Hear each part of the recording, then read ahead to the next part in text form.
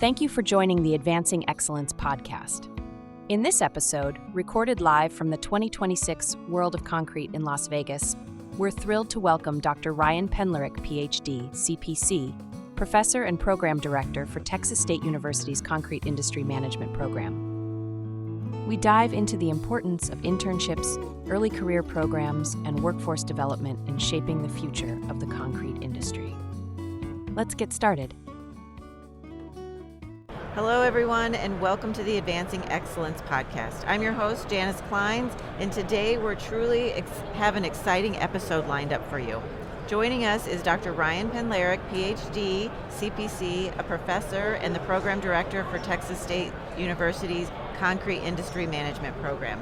Ryan is a passionate leader and dedicated to preparing the next generation of leaders for the challenges and opportunities in the concrete industry. We'll be talking about everything from the importance of internships and early career programs to the critical role of workforce development in shaping the future of the concrete industry. So whether you're a student, an industry professional, or just curious about the future of the concrete industry, this episode is definitely for you. So let's get started. Ryan, welcome to the podcast. Thank you, glad to be here.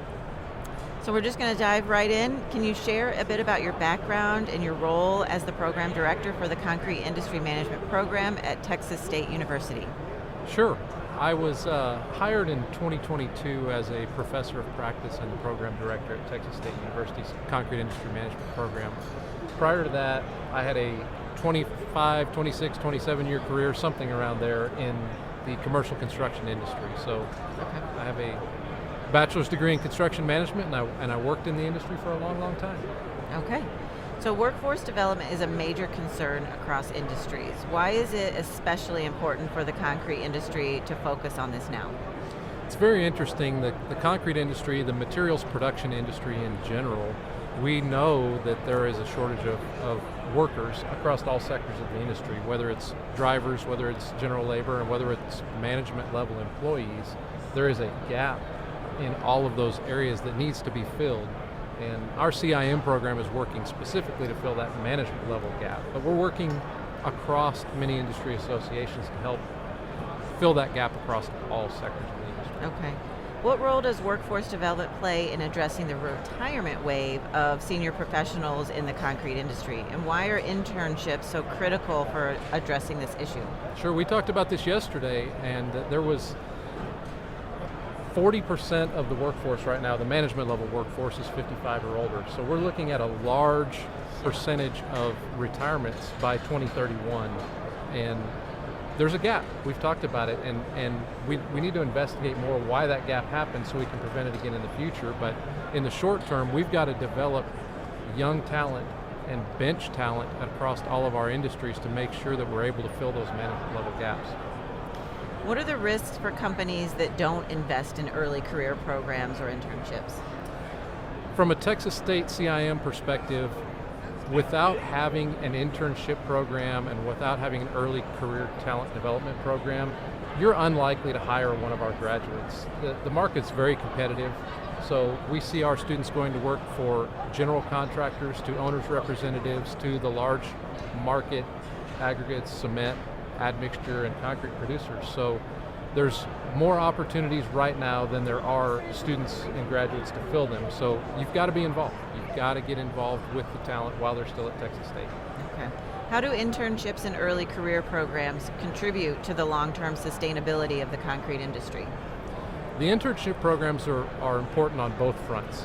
Obviously, and I think most obviously, they're important for the students because it gets the students out into the industry and gets them working in a work environment that they're going to be in when they graduate. So from the student perspective, we want them to have that work experience, that industry experience. They're getting exposed to safety aspects and operational aspects. The flip side of that, and the side that the industry needs to think more about, is what's the benefit to me as an industry person? You're not really, I think a lot of people look at it as an expense, and it is. Of course it's an expense to hire an intern. And what can I get, what product am I getting, what ROI am I getting from an intern? And in that 10 to 12 week period, it's probably not a lot. You're not able to count on them to deliver a major part of your product or your process. But what you're doing is you're building that pipeline of future management potential candidates coming into your business. What we're seeing is students, historically at Texas State, since I've been tracking the metrics since I've been there, 100% of our students go to work for a company that they interned with. Wow, that's great. Can you share any success stories or examples of how these programs have positively impacted both students and organizations? I think I just mentioned it, that 100% job placement. So our students are required as part of their degree program to do one internship. Most of our students are doing 2, as many as 3, on occasion 4 internships over 3 to 4 summers while they're in the program. So even if the students choose to mix it up, and they might do ready mix one summer and they might do concrete contracting another summer, they are going to go to work for a company that they interned with. This generation of students, they want to feel a part of something. They want to feel connected, and companies that might have been able to recruit talent based solely on their name and reputation in the past, that's not really a thing with this generation. These students want to feel connected. They want to put faces with a name. They want to understand that they're a part of something bigger. Oh, I couldn't agree more.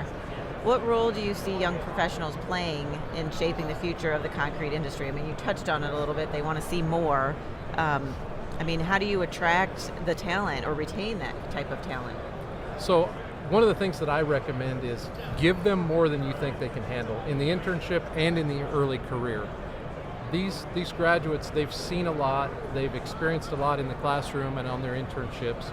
So a lot of times we as industry professionals feel like we're gonna hold the reins back, and that may not be the best approach, because again, this generation of student, they want to feel like they're contributing and they want to feel a part. So if you give them a little bit more, even if they've got a specific job description, if they're a quality control technician, give them the quality control technician piece and a special project, something that they can feel like they're really building towards contributing, and you're going to see a much better success rate in retaining that talent in the future. Okay.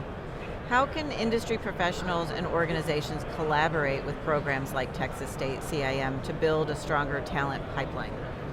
One of the things that we've been working very hard on is just exactly that. We see a big shortage in the materials production side of the concrete industry on internship programs.